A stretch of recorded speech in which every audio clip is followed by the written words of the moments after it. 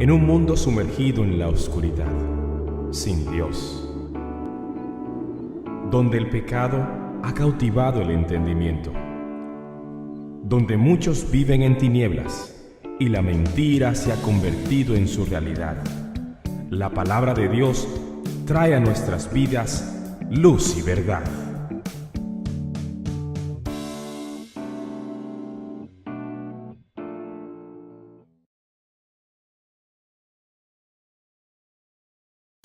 Vamos a ir entonces al libro de Apocalipsis, al capítulo 7, y la primera parte de este sermón, o de este capítulo, lo hemos titulado los 144,000 sellados.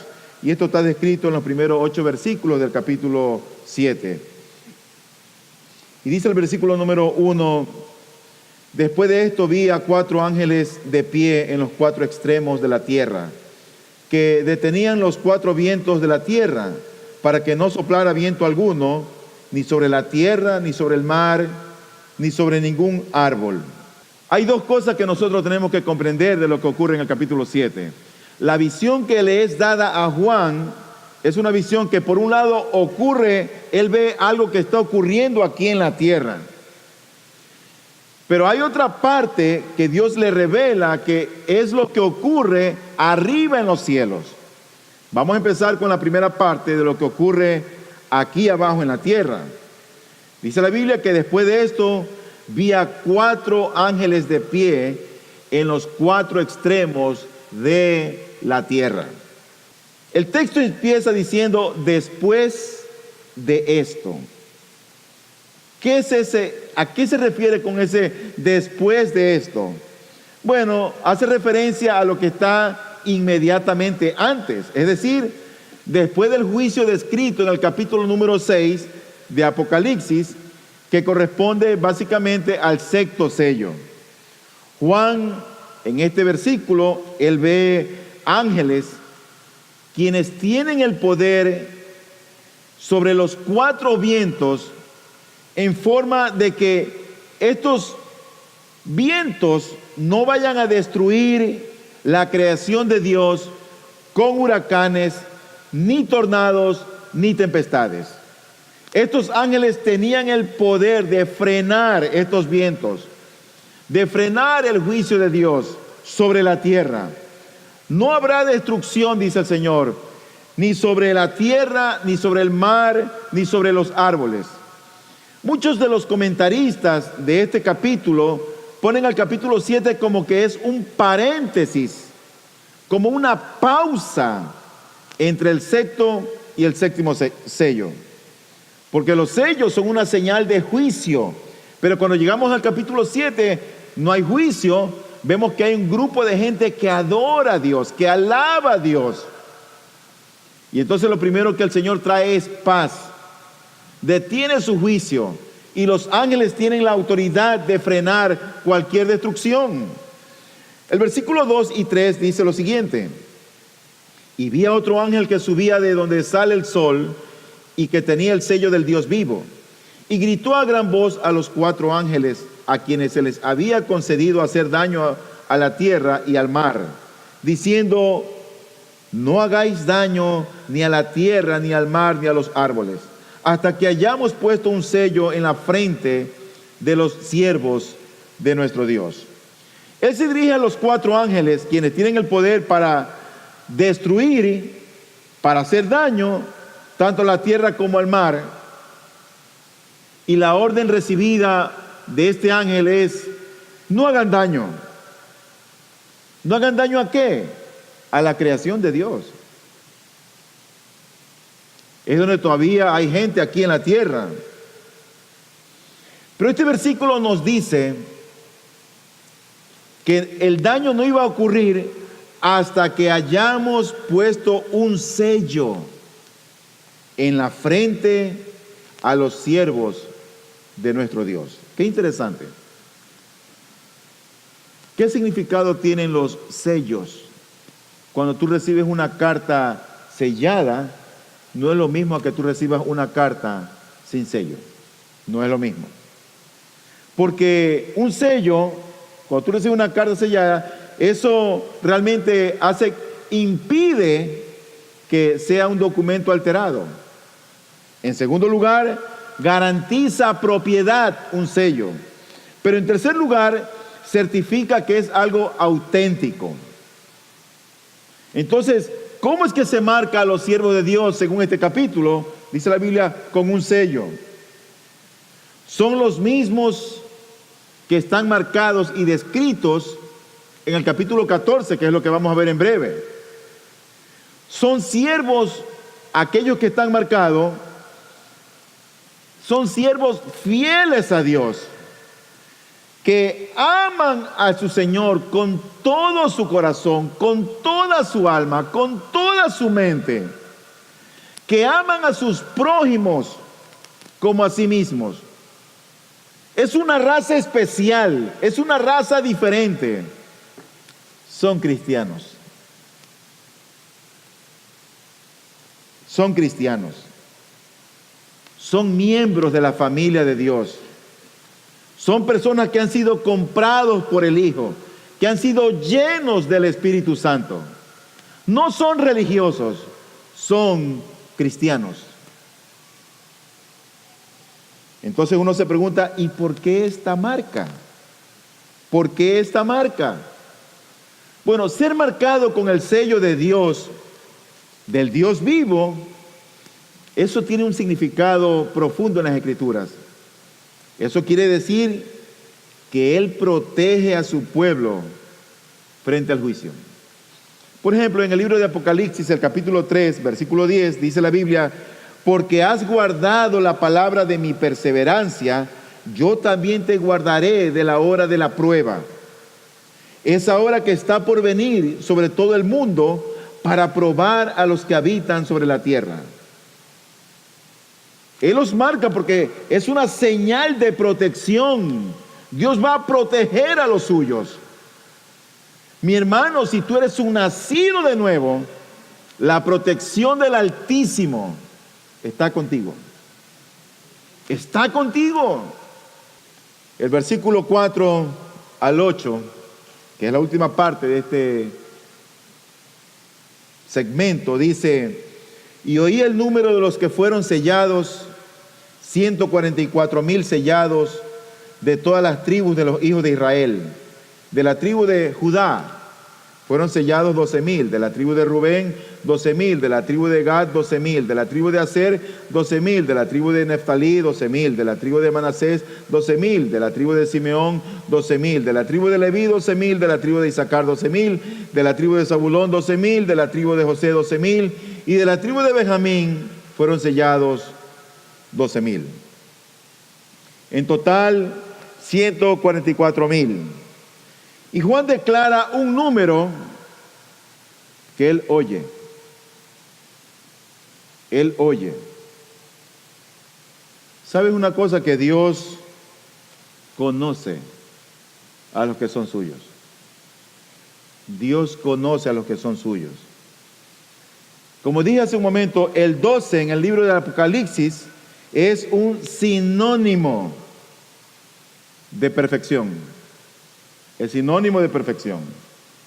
Hay varios textos que nos muestran esto. Por ejemplo, Apocalipsis 12:1 dice lo siguiente. Dice: y una gran señal apareció en el cielo, una mujer vestida del sol con la luna debajo de sus pies y una corona de 12 estrellas sobre su cabeza. Eso es sinónimo de perfección. Apocalipsis 21:12. Tenía un muro grande y alto con 12 puertas, y en las puertas 12 ángeles, y en ellas había nombres escritos que son los de las 12 tribus de los hijos de Israel. El 12 es un sinónimo de perfección. 22:2. En medio de la calle de la ciudad y a cada lado del río estaba el árbol de la vida, que produce 12 clases de fruto, dando su fruto cada mes, que son 12, y las hojas del árbol eran para sanidad de las naciones. Ahora piensa por un momento en 1000, porque es el número 144,000. El 1000 es el resultado de 10 por 10 por 10. 10 por 10, 100, 100 por 10, 1000. 10 en el número es el número de abundancia en el sistema decimal. De ahí es que 144,000 es un número simbólico que expresa una multitud marcada por una perfección absoluta. Las 12 tribus de Israel, multiplicado por los 12 apóstoles, multiplicado por 1000, ¿sabes a lo que equivale? A perfección, que es 12, multiplicado por perfección, multiplicado por la multitud. He aquí, ese es, por así decirlo, el cuadro ideal que va seguido de un cuadro de lo actual que vemos nosotros en el versículo 9. El versículo 9 dice: después de esto miré y vi una gran multitud. Por lo tanto, los 144,000 es algo simbólico que no se refiere a un número preciso, sino que se refiere a una gran multitud dentro de los que están involucrados, estos 144,000. Ahora el texto nos dice que fueron llamados de todas las tribus de los hijos de Israel, de todas las tribus de los hijos de Israel. La Biblia nos habla que ya no hay diferencia entre judío y griego. Romanos 10:12 nos dice: porque no hay distinción entre judío y griego, pues el mismo Señor es Señor de todos, abundando en riquezas para todos los que le invocan.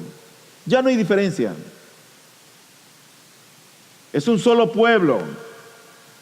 Efesios 2, del 14 al 16 dice: porque Él mismo es nuestra paz, quien de ambos pueblos hizo uno, derribando la pared intermedia de separación, aboliendo en su carne la enemistad, la ley de los mandamientos expresados en ordenanzas, para crear en sí mismo de los dos un nuevo hombre, estableciendo así la paz, y para reconciliar con Dios a los dos en un cuerpo, por medio de la cruz, habiendo dado muerte en ella a la enemistad.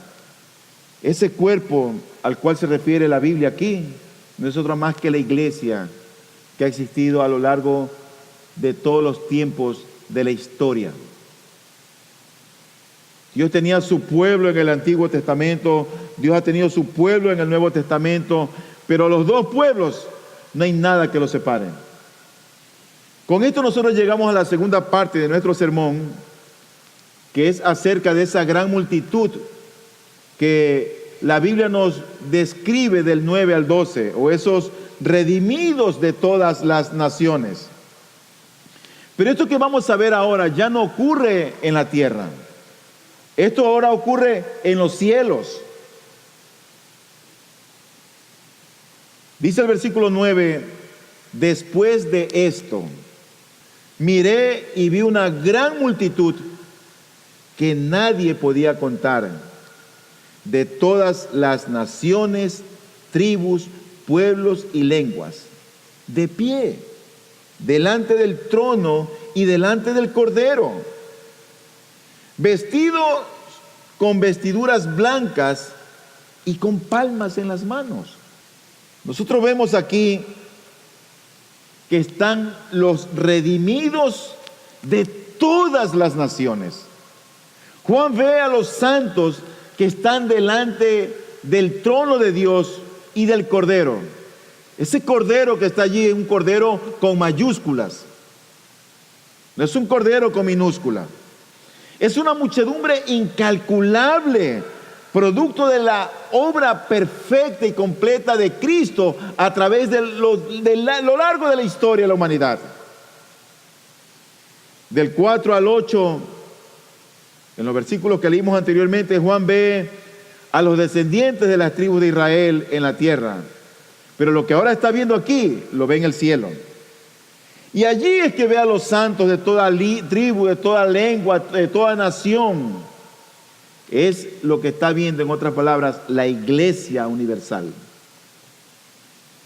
Su vestimenta, dice la Biblia, es de blanco. Dice el texto, vestidos con vestiduras blancas. ¿Qué significa ese blanco? ¿Tú sabes por qué una novia va de blanco al altar? Eso significa pureza. En nuestro texto es un poquito más que eso, implica santidad. En el capítulo 3 de Apocalipsis, versículos 4 y 5 dice, pero tienes unos pocos en Sardis que no han manchado sus vestiduras y andarán conmigo vestidos de blanco, porque son dignos. Así, el vencedor será revestido de vestiduras blancas, y no borraré su nombre del libro de la vida, y reconoceré su nombre delante de mi Padre y delante de sus ángeles. Todo lo que implica quiénes somos realmente. Pero también dice que estas personas que él ve con vestiduras blancas, las ve con palmas en las manos. No son que palmas, no es que están aplaudiendo.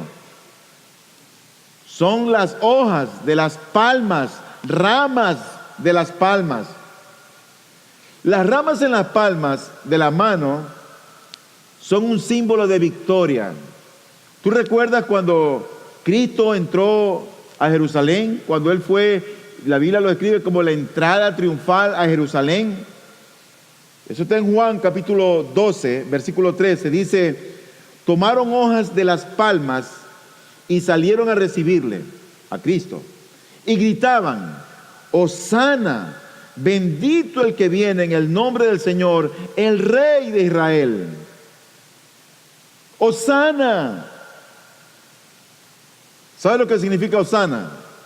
Señor, ayúdanos.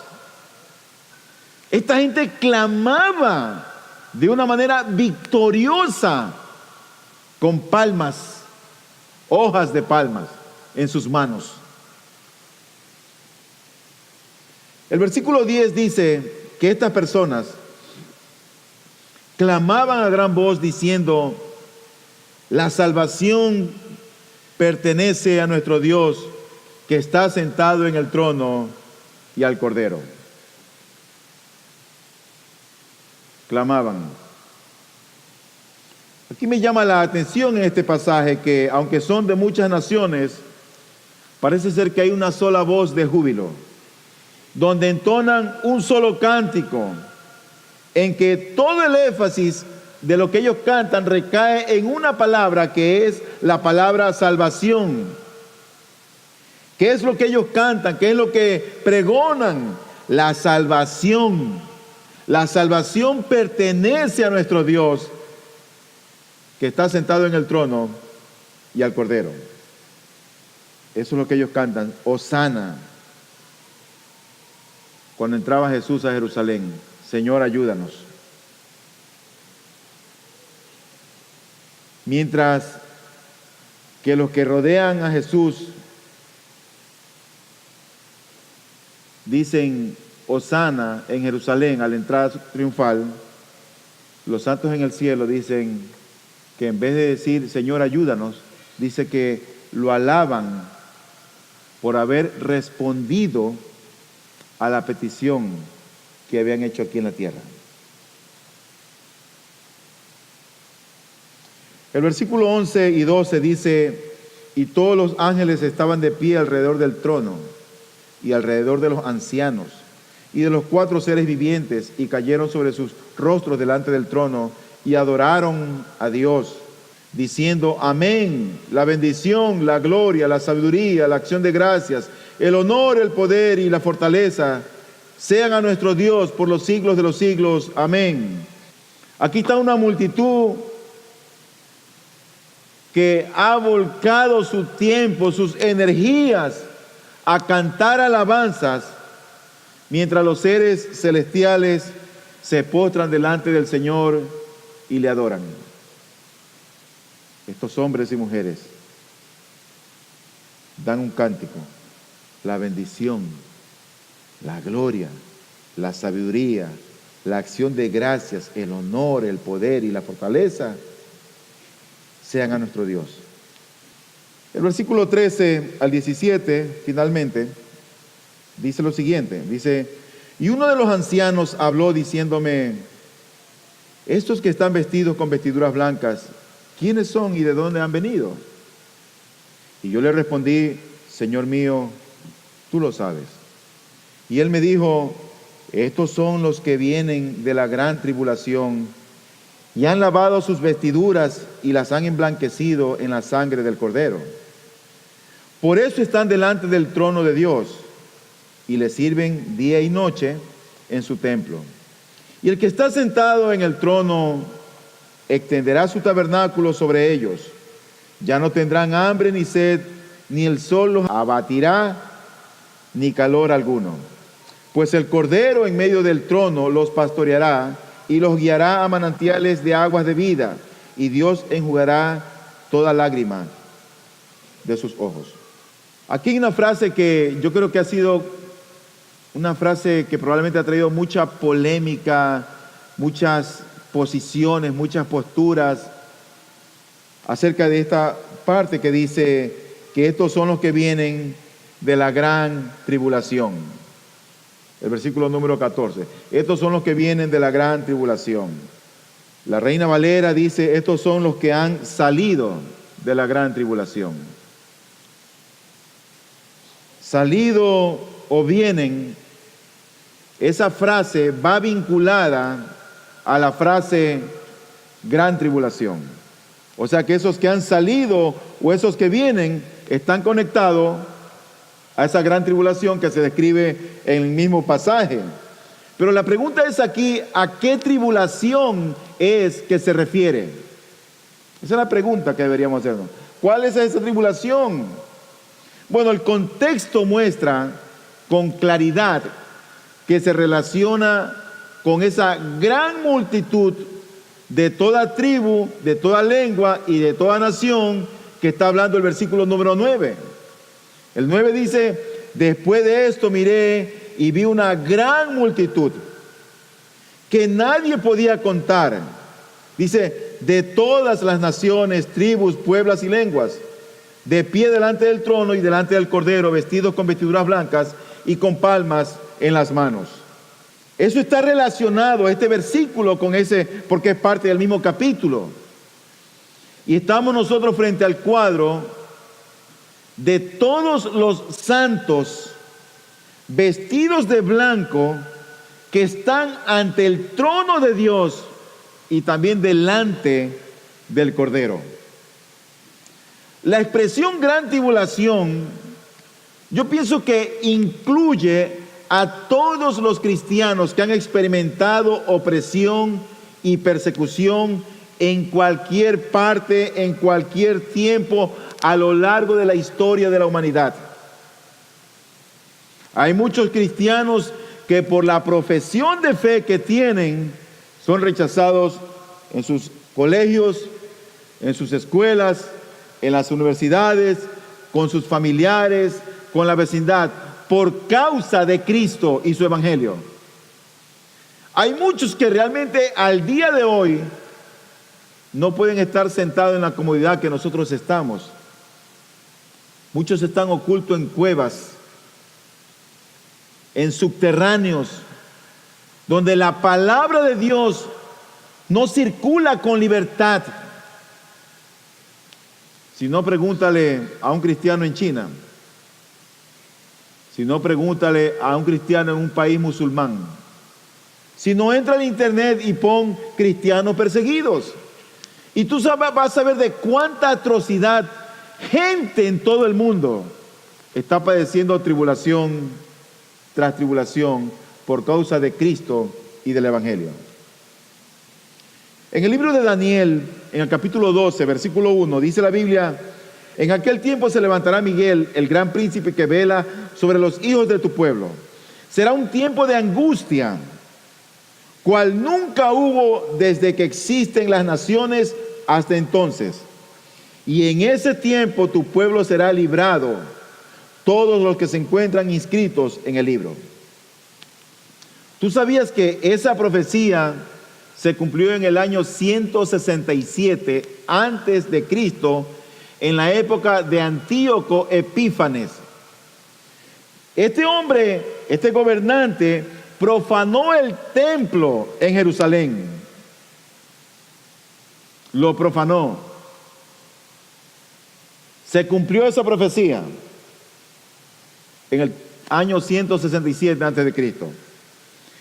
Ahora Jesucristo, cuando viene, Él cita la profecía de Daniel y la aplica a la destrucción de Jerusalén en el año 70 después de Cristo. En Mateo capítulo 24, versículo 15, el Señor dijo lo siguiente: por tanto, cuando veáis la abominación de la desolación de que se habló por medio del profeta Daniel, colocada en el lugar santo, el que lea, que entienda. En este mismo contexto, refiriéndose a la huida que vendría en los días venideros, nuestro Señor Jesucristo dice lo siguiente: porque habrá entonces una gran tribulación, tal como no ha acontecido desde el principio del mundo hasta ahora, ni acontecerá jamás. ¿A qué tribulación habla Jesucristo? La mayoría de los comentaristas y teólogos en el mundo entero concuerdan que la profecía de Jesús se hizo realidad 40 años después, cuando Jerusalén cayó abatida y la mayoría de sus habitantes fueron aniquilados, muertos por causa del Evangelio. Por lo tanto, esta profecía de Jesús, esa gran tribulación, abarca a todos los tiempos. El versículo 15 y 16 dice: por eso están delante del trono de Dios y le sirven día y noche en su templo. Y el que está sentado en el trono extenderá su tabernáculo sobre ellos. Ya no tendrán hambre ni sed, ni el sol los abatirá, ni calor alguno. Estos santos, de los que menciona la Biblia, esa gran multitud, estarán delante del trono y del Cordero. ¿Saben lo que significa eso, no es cierto? Eso significa que tienen acceso directo. No hay nada que los separe. No hay nada. Pero no solamente que tienen acceso directo, sino que también ese Cordero, ese Dios a quien tienen delante, los cuida. Cuida de ellos porque quita la muerte, quita la pena, quita el sufrimiento y quita el dolor. ¿Cuántas veces en esta vida, óigame bien, por causa de Cristo, no padecemos críticas, murmuraciones, malos entendidos, por causa de Cristo y su Evangelio? No digo por otra cosa, no digo por asunto laboral, por causa del Evangelio. Dice este versículo: y el que está sentado en el trono extenderá su tabernáculo sobre ellos. Ya no tendrán hambre, ni sed, ni el sol los abatirá, ni calor alguno. Ezequiel 37, 26 y 27 dice: y haré con ellos un pacto de paz, será un pacto eterno con ellos, y los estableceré, los multiplicaré, y pondré mi santuario en medio de ellos para siempre, mi santuario. Mi morada estará también junto a ellos, y yo seré su Dios, y ellos serán mi pueblo. ¿Sabes que lo que ve Juan en este capítulo 7, ¿sabe qué es? Es la promesa cumplida de Ezequiel. ¡Qué bendición! ¡Qué esperanza! Por eso es que los cristianos, mira, nosotros no estamos aferrados a nuestros títulos, a nuestra profesión, a nuestro dinero, a nuestra familia. Nuestra esperanza es Dios, el Dios de los cielos. Nuestra esperanza está en Cristo. porque Él lo llena todo. En Él estoy satisfecho. Alguien dijo en cierta ocasión, el que tiene a Cristo en su corazón lo tiene todo. Sin Él le falta todo.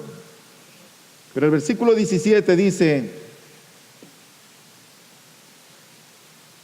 pues el Cordero en medio del trono los pastoreará y los guiará a manantiales de agua de vida, y Dios enjugará toda lágrima de sus ojos.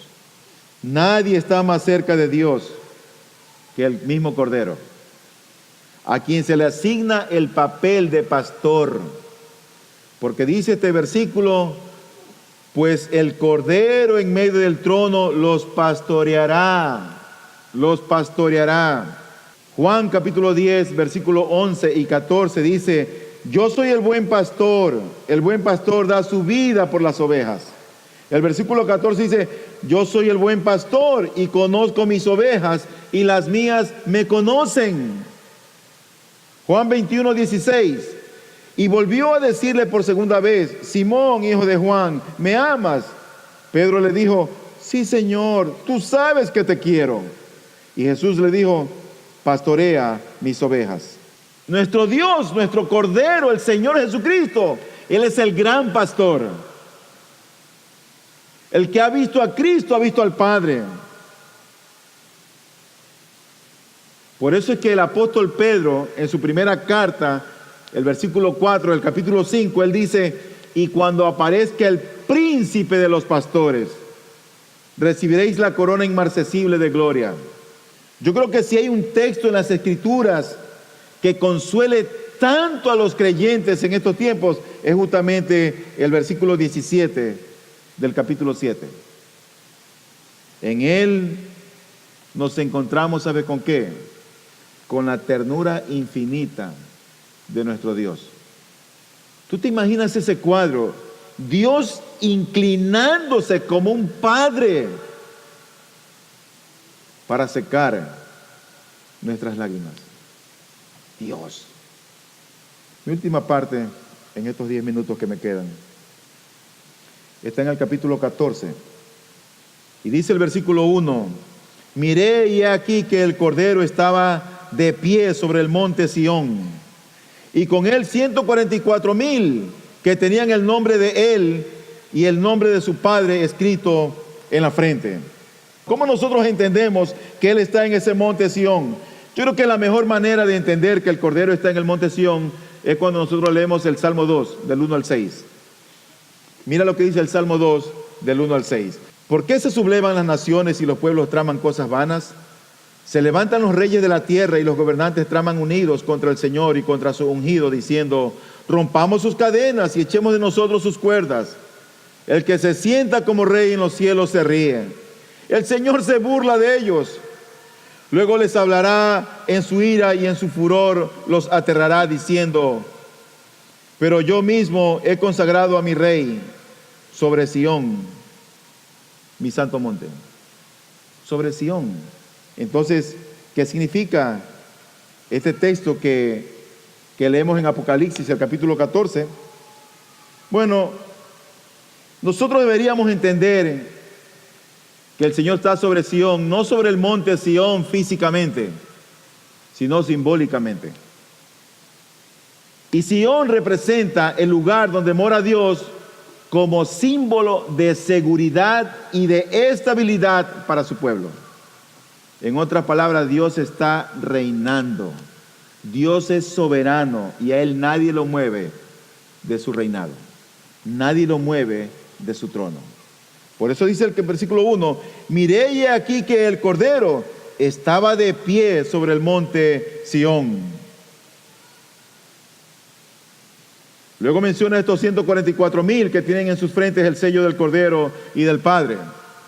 El versículo 2 dice: y oí una voz del cielo como el estruendo de muchas aguas y como el sonido de un gran trueno. Y la voz que oí era como el sonido de arpistas tocando sus arpas. Juan también en los cielos oye una potente voz, pero al mismo tiempo esa voz que oye, es de ser potente, es dulce. melodiosa, agradable a los oídos. Tanto que Juan parece que exclama una poesía y dice allí que es como sonido de arpistas tocando sus arpas. ¡Qué belleza! El versículo 3, y cantaban un cántico nuevo delante del trono y delante de los 4 seres vivientes y de los ancianos. Y nadie podía aprender el cántico sino los 144,000 que habían sido rescatados de la tierra. Recuerda que no es un número en sí, eso es la gran multitud, la perfección de los salvados. Estos músicos y cantantes, dice la Biblia que tienen una ubicación privilegiada, porque ellos están delante de Dios en su trono. El versículo 4 y 5, que son los 2 últimos versículos de este capítulo, de este pasaje, perdón, dice: estos son los que no se han contaminado con mujeres, pues son castos. Estos son los que siguen al Cordero a donde quiera que va. Estos han sido rescatados de entre los hombres como primicias para Dios y para el Cordero. En su boca no fue hallado engaño, están sin mancha. Los redimidos del Señor, esa multitud que ve Juan, esa gran multitud que está delante del trono, que está delante del Cordero. Esos 144,000 que no son otra cosa que parte de esa gran multitud, o tienen varias características, 4 características para ser exactos, que aquí son descritas. Pero ocurre que lo que ellos son no es porque se lo han ganado. Como ellos son, no es porque han luchado por eso,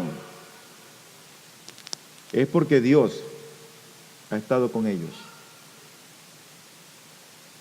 Y Dios ha ido perfeccionando su vida en ellos hasta ser y llegar a ser lo que en este pasaje aquí se nos está describiendo.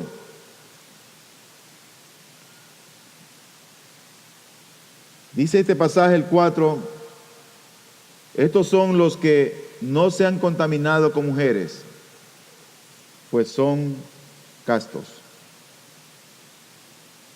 o son puros. Luego dice, estos son los que siguen al Cordero a donde quiera que va. Se caracterizan por seguir a su Señor. Mateo 10:38 dice, y el que no toma su cruz y sigue en pos de mí, no es digno de mí. ¿Saben que los cristianos nos caracterizamos por seguir a Cristo? No seguimos tradiciones de los hombres, no seguimos a hombres. Las ovejas de Cristo oímos su voz, la reconocemos y lo seguimos. Lo seguimos. Juan 10:4 dice, cuando saca todas las suyas, o sea, todas sus ovejas, va delante de ellas y las ovejas lo siguen porque conocen su voz. Entonces nosotros vemos aquí que estos hombres y mujeres que han sido salvados, dice la Biblia que son puros, que siguen a Cristo. Pero también dice la Biblia que son las primicias de Él y para el Cordero. Pero en un mundo donde hay tanta mentira y engaño, estos hombres y mujeres se caracterizan porque en ellos no se halló mentira y son irreprochables. Déjame traer una palabra de aplicación para terminar en base a todo esto. Mira, al ver todo esto, este capítulo 7 y estos primeros 5 versículos del capítulo 14, ¿sabes lo que más me llama la atención? Es que allí hay un pueblo que está adorando a Dios. Le adoran a Dios. Tú le adoras a Dios no solamente cuando cantas, Tú adoras a Dios cuando oras, cuando te expones a la palabra, cuando tus pensamientos se dirigen hacia Él de una manera que le honra, cuando tú ofrendas, cuando tú sirves, cuando tú das la otra mejilla. Cada día es una oportunidad para ser adoradores. Cada día. Pero en segundo lugar, querido hermano y amigo, este texto nos muestra que el Cordero, quien es descrito aquí en los cielos, es sinónimo de seguridad con Él.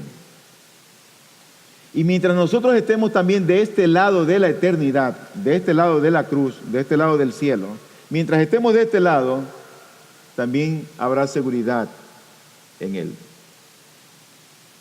Habrá seguridad en Él.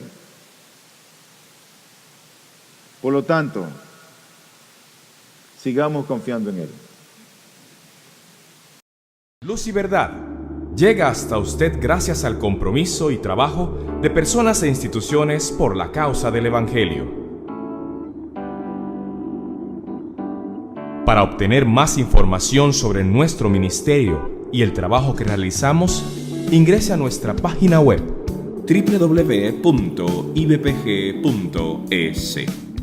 Deseamos que este mensaje de la palabra de Dios traiga a su vida luz y verdad.